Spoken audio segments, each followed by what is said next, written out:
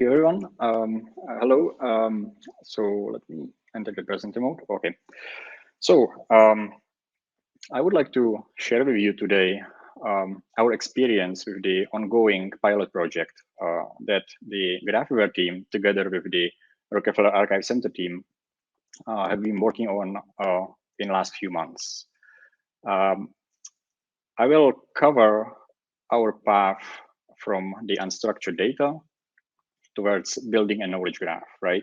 We will pass through three main concepts. One of them is data ingestion, which can be considered as, a very initial sort of kind of embryonic way of constructing a knowledge graph. At this point, we will have only metadata stored in the graph, such as the documents parsed into the pages and some text and other metadata stored on the nodes and relationships. After this phase is finished, we can move to the NLP phase and machine learning phase, right? So we can use the text extracted in the previous phase to run knowledge extraction and knowledge modeling, and again, store the results in the knowledge graph. And finally, the analytics part, where we will use the knowledge graph to derive some knowledge. So let's attempt next slide. All right. So the archives challenge. In general, you can imagine that it's fairly complicated task, right? We are dealing with lots of unstructured data. Moreover, the data are of various kinds, right? It can be books, journals, meeting minutes, and it's not just recent data. It can go back decades or even a century in our case. Of course, the archives also build knowledge throughout the time, so we can also have and incorporate in the knowledge graph building the structured data. And finally, of course, to leverage all of this and make some good use of all of this, you can imagine that a very wide range of tools and machine learning models is required to identify and use this potential, starting from choosing the right database, going through the OCR, natural language processing, such as coreference, entity resolution, entity relation extraction, graph data science, and so on. Rockefeller Archive Center is not just an archive, actually. It is also a research center for the study of philanthropy in general, right? It started off as an archive for the Rockefeller Foundation, which was started about a century ago for supporting research in the natural sciences, medicine, public health, social sciences, and so on.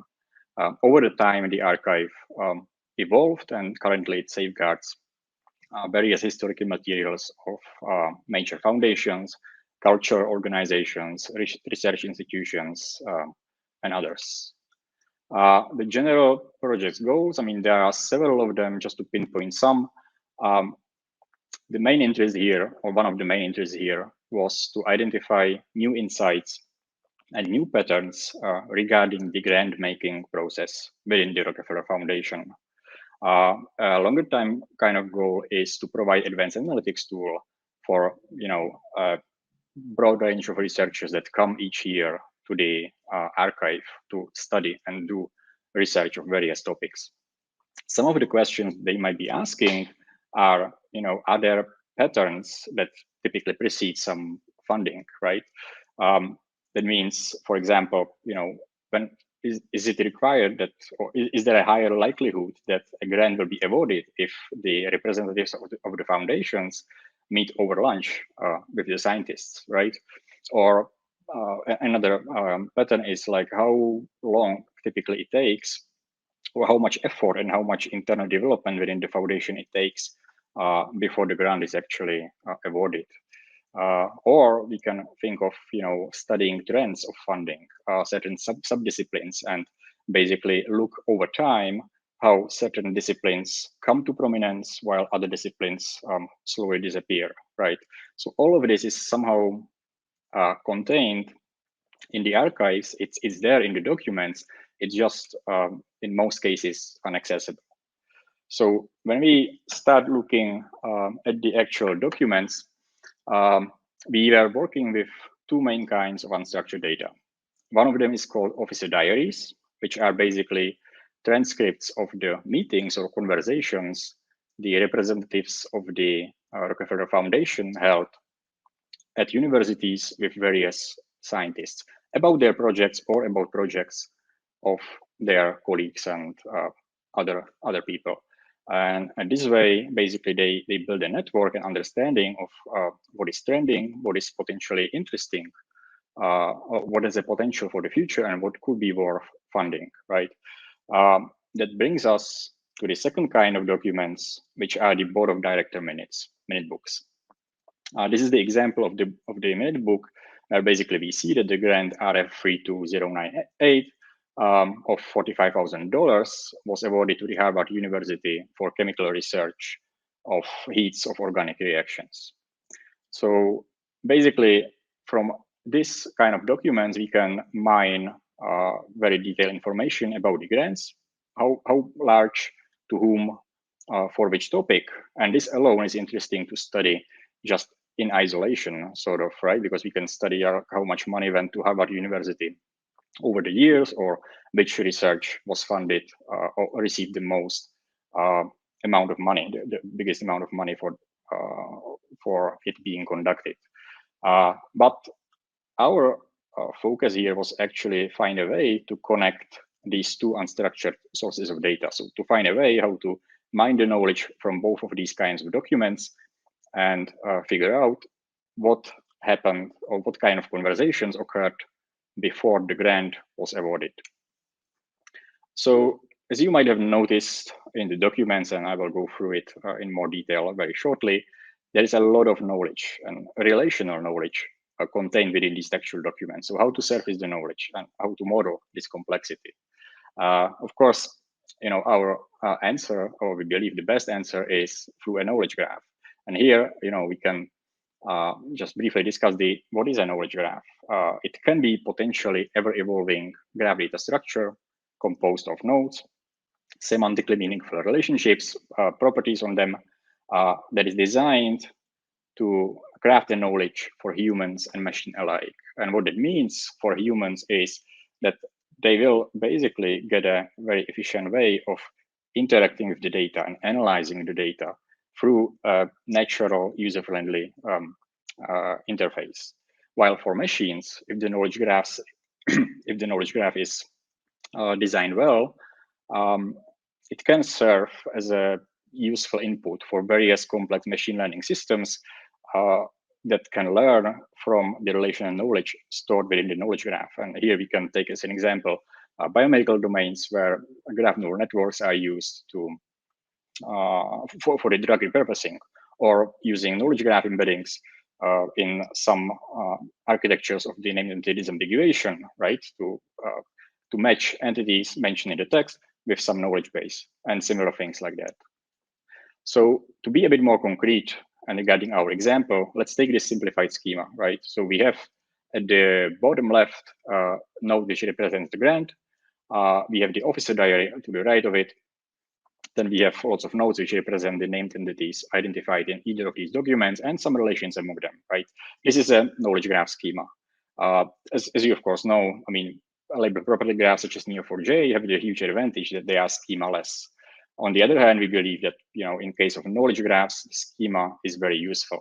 It is still 100% flexible. We can anytime add new nodes, remove relationships, add properties, etc. But the main point is that the knowledge graph schema allows us to use the same underlying database to curate, to provide an input for various use cases. So regarding the knowledge extraction, we will start very briefly with the data ingestion, but the main focus of this presentation will be on the NLP and machine learning task and showing some hints of the analytics. So regarding the inputs, right? So we saw that these are historical documents dating to 1930s, which are scanned typewritten documents, right? So we used here Amazon Text Track, although there are many other services that can be used to run the OCR analysis on that. The Amazon Text Track, what it does is that it breaks the document into pages, and each page is parsed into a very complex JSON object, which contains different granularity of understanding what is on the page. So it can be organized by lines of text, or even in individual characters, right? So you can use this JSON object to find a way to identify clean natural language text, which you will use subsequently in the NLP pipeline. This is not so easy task because, as you could have seen, the documents sometimes have handwritten side notes, or there is something in the header or in the footer. So there was actually a lot of development also spent on this part, because the more clean text we get, the more precise also the NLP pipeline will be. Regarding the NLP pipeline, I mean, in this project, we needed all of these 4 components. We needed the name entity recognition, the co-reference resolution, entity relation extraction, and entity linking. And I will basically go one by one through these and show you how we approached this task. So regarding the name entity recognition, let's take another example of the officer diary, right? Here we can see that on October 21, 1932, Professor Roseby from MIT was interviewed, and he talked about that he's a former student of Wilhelm Bjerknes. So there's another person mentioned. There are some topics mentioned, right? So aerological research or meteorological research, kite station, right? This is a job for custom named entity recognition, right? So basically, what we did is that we used a combination of out-of-the-box state-of-the-art models for things like persons, locations, organizations, and we look into customizing the entity extraction pipeline for the topics, which are basically a topic of conversation, and they fall into 4 categories. It can be a research discipline, both current, but also historical, that's not anymore used. It can be a technology, disease, or treatment. And well, for this task to identify the topics of the conversations, there are basically 2 ways we can do it, right? We can go for training custom machine learning model, but the usual blocker in this part is that you need a human annotated training data set for that. So the alternative approach is using the syntactic rules and dictionaries to bypass this initial blocker. And it's, it can be useful also in the end if you decide to train the custom NER models, then you can pre-annotate the data using this approach to make the life a bit easier for the people doing the labeling. So here we use Stanford Core NLP library, which actually provides a very complex linguistic rules definition system. And here you can see example of that, right? So this special concrete part was actually designed to identify in the sentence, Parker, who has 12 graduate students, is interested in the nervous system, right? So you can see that there are lots of sentences. This is one example, but in the documents, there are many others that, there is a pattern interested in and a noun phrase, right? So you can use the syntactic parsing and the Core NLP library to actually define this pattern, right? So in the beginning, we define the noun phrase. You can use the full output of the NLP pipeline. So the tag here means that we are basically requiring that the noun phrase is composed of adjectives and nouns. This is the tag, this is part of speech tagging. And we actually want to avoid persons or date or Rockefeller officer or location getting recognized as a noun phrase, because these are different entities, these are not topics, right? So we can basically veto on these.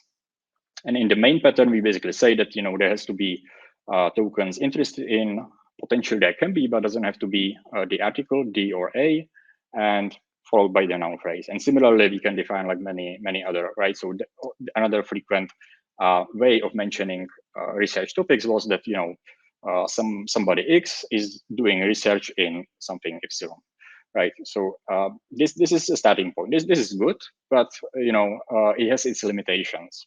It has a fairly poor recall, because no matter how hard you try it, you will always miss some patterns. And not everything has an easy pattern, right? But also the precision is kind of limited because the context is not considered, right? Take, for example, the word or the token Dean, right? Dean can be a name, a first name, or it can be a title. So what we eventually decided together is to do the custom NER model training. And for that, we use the UBAI annotation tool, which provides this iterative process that is described in this image, right? So in the beginning, we choose a training data, we choose some subset of the data as a potentially future training data set. be pre-annotated using the dictionaries and the rules. Then somebody annotates a first batch of data. So this is a human labor part of the process. Then the administrator of the project clicks the train button. The model is trained, of course, after first 20, 50 documents. The quality of the model won't be so great, but it can be already good enough to be used in the next pre-annotation process, right? So you can take a next batch of documents, use this model to pre-annotate it. Again, the work and the life of the labeler will be a bit easier. It will be a bit faster. So another round of labeling, another training, then you can go again through multiple iterations like that. I forgot to mention actually the data selection part, because you can also leverage something like active learning, so that the platform will choose for you which documents should be annotated in the next batch, because they pose the biggest issue for the model. So this way you can speed up the annotation or the training of the model even more. And when you are satisfied with the model, you can go to the deployment and reprocessing of the knowledge graph. Finally, you can also implement a feedback loop from the knowledge graph, right? Because somebody will be using the knowledge graph, some analysts, and they will notice sometimes issues, right? Because as you know, no machine learning model is ever 100% accurate. So if you allow the feedback loop, you can basically collect these corrections coming from the analysts, and when you gather like some amount of them, you can use this data, this improved data, to retrain the model and redeploy it, right? The other use case for the feedback loop can be monitoring the data drift. So as you imagine, the archive goes over decades of documents, right? So in 1930s, maybe you train a model on that, it performs very well. But when you start ingesting 1940s, 1950s, 1960s, right? So there can be a certain drift in the structure of documents. And the models at some point might start underperforming, right? So if you monitor these feedbacks from the users, you can suddenly notice that it becomes worse and worse. That's a good incentive for you to say, okay, well, maybe it's time to spend a little more time again to train or update the models. That was named in the recognition, right? Coreference resolution. I mean, consider the same document, Professor C.G. Roseby, MIT, and you notice that they actually refer to him throughout the rest of the document as R period instead of Roseby. So this is a challenge, right? Because typical out-of-the-box coreference resolution models are trained to identify mentions like here, his, related to the Wilhelm Bjerknes, but they don't pick up the R period. This is a very specific structure of the language used in these documents, right? So that was one of many other issues that we had to deal with. Or take entity relation extraction, right? So you notice that in these documents, Roseby is working at MIT, and Wilhelm Bjerknes has a student, which is Roseby, and Roseby, is working on meteorological research and kite stations, right? So you can identify all of these kinds of relations among these entities, and these documents are literally packed with relational data. All right, so let's go a little bit more practical. I hope you can still see my my right screen. So I'm basically now in the UBAI platform, which we used for performing the previously described iterative annotation or model-assisted labeling of these documents. And I have here like one of the documents as an example. It's pre-annotated. I mean, there is this predict button that can be used to make it maybe a bit larger. The predict button that can be used to pre-annotate the document with the current best model trained on the data so far.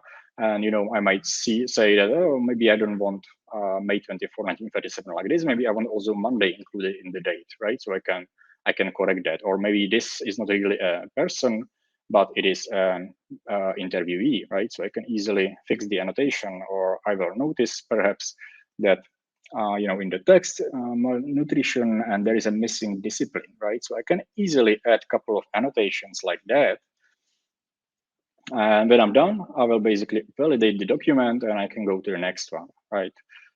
When you look at the metrics page, you will see that overall we have we have 309 documents, out of which 270 were annotated, fully annotated and reviewed.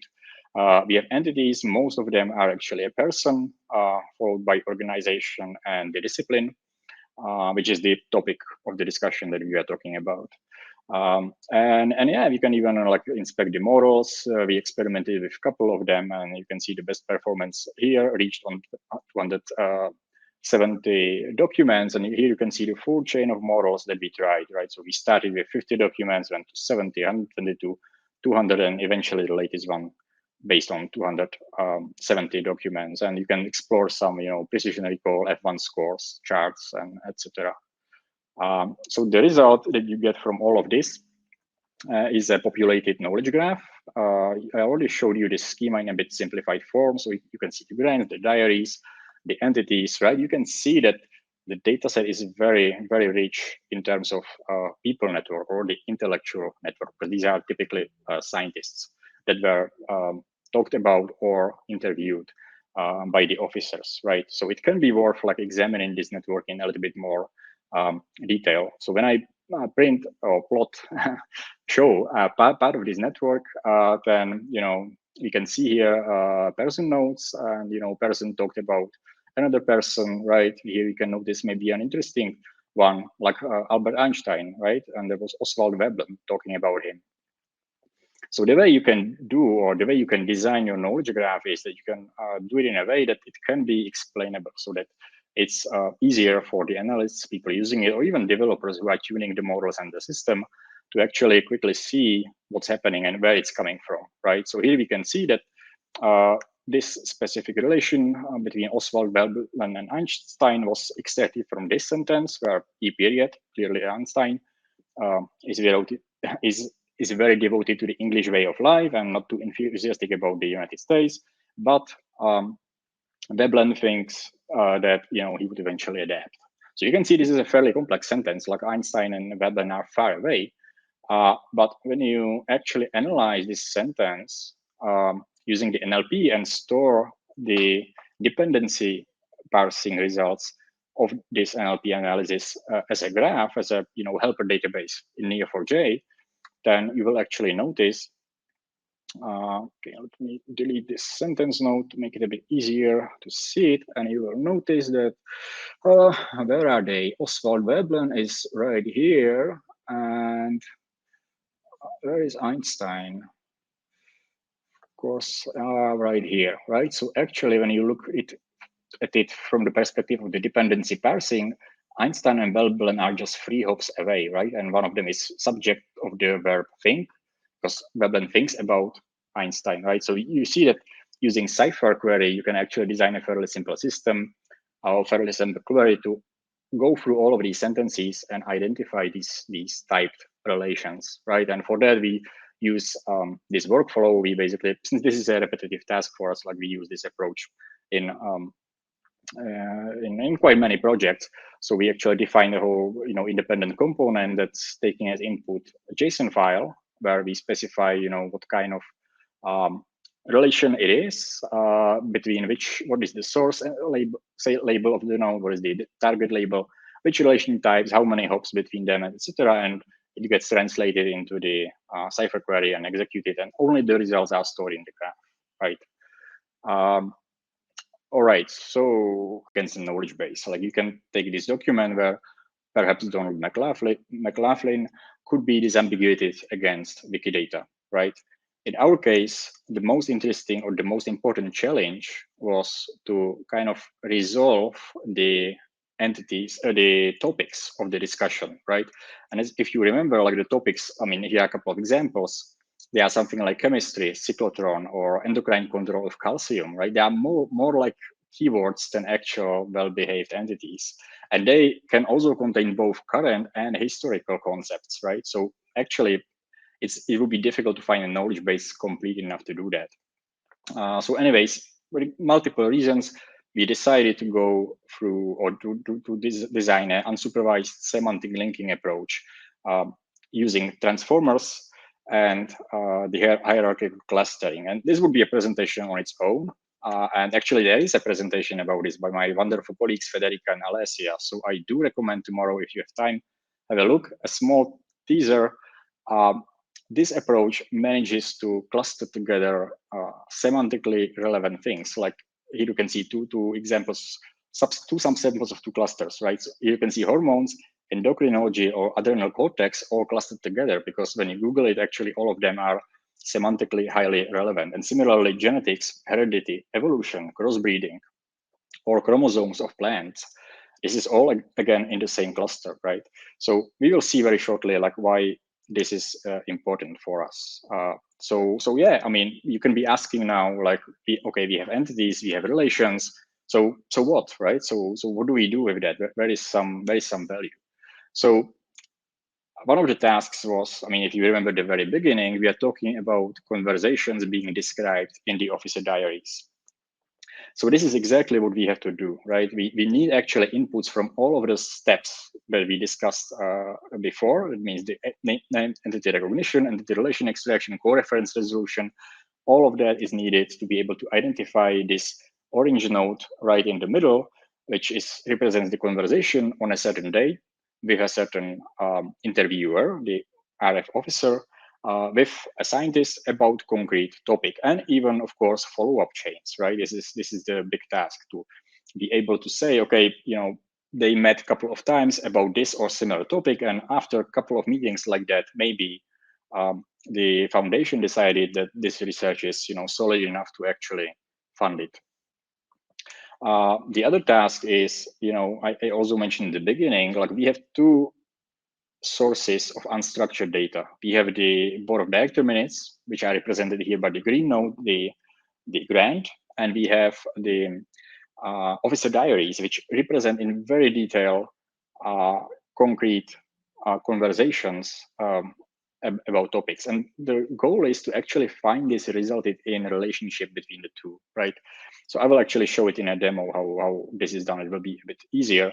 And finally, of course, when we have this kind of network and a very rich network regarding the persons and how they relate to each other, you can use, for example, graph data science to identify influencers or influencees or bridges, look for some patterns regarding the way the grants are awarded.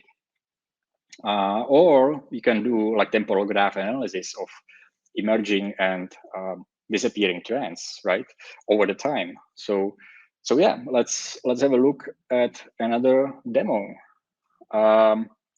So let's go back to this graph, and I was telling you about the conversations, right? So here they actually are, like this orange node with a follow-up relationship between conversations, and the node points to the RF officer, the interviewer, to the topic, and to the person, right? These are the main connections. And here is the now famous resulted in relationship between the grants and the conversations, right? So let's have a look at these ones.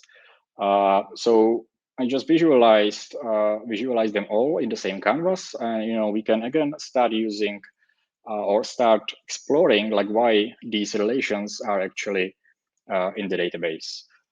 So in this case, you can see that this grant 35005 probably resulted from this conversation, which was about physiology, while the grant was awarded for neurophysiology. But besides that, I mean, here you can see the similarity between the topics, right? So this was the important part. You can see that the conversation was with Hoogland, who works at Clark University, which we know thanks to the entity relation extraction. And by the way, the grant was awarded to Clark University, right? And similarly, like that, you can see, you can maybe explore a couple more. Yeah, in this case, history and social sciences.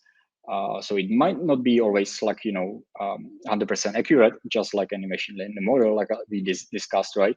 We can have biophysics, biochemistry. This is the link how it's done, and so on, right? And we can also explore the whole conversation chains if they were identified, right? So for example, here we defined an action that allows us to actually see the whole chain of conversations that led potentially to this grant being awarded. And we can explore even more like how these conversations might be related through topics, for example, right? So here we see that all of them are related through biochemistry, chemistry, and yeah, this way we can use the graph to start searching for some patterns and start getting our hands on the data, on the actual data. Finally, we can also explore the people network I talked about, right? So here I prepared a visualization of the persons mentioned in the officer diaries and the relationships among them. Also, again, through the talked about relationship, right? So the network can look like this. I mean, it doesn't tell us very much, right? But if you start using graph algorithms, then you can perhaps identify influencers here. So in this case, yeah, these are like obviously, not surprisingly, Niels Bohr is considered here a big influencer, right? And he talked about lots of other people. So yeah, again, we can explore these relationships here. And yeah, this is like H says that Yerkes has done some animal husbandry of the chimp, but very little work on theoretical and of basic importance, right? And actually, I remember that this is a very interesting case because you can think of this as of some of these documents as a sort of professional gossip, right? Because when you Google Yerkes, he's actually considered the pioneer in the research of intelligence of chimps and gorillas and their social behavior. While here somebody, some of his colleagues tells about him, yeah, his research is really of little basic importance, right? So it can be quite fun to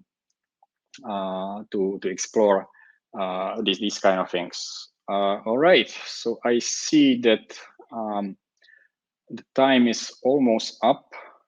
So this time it worked, good.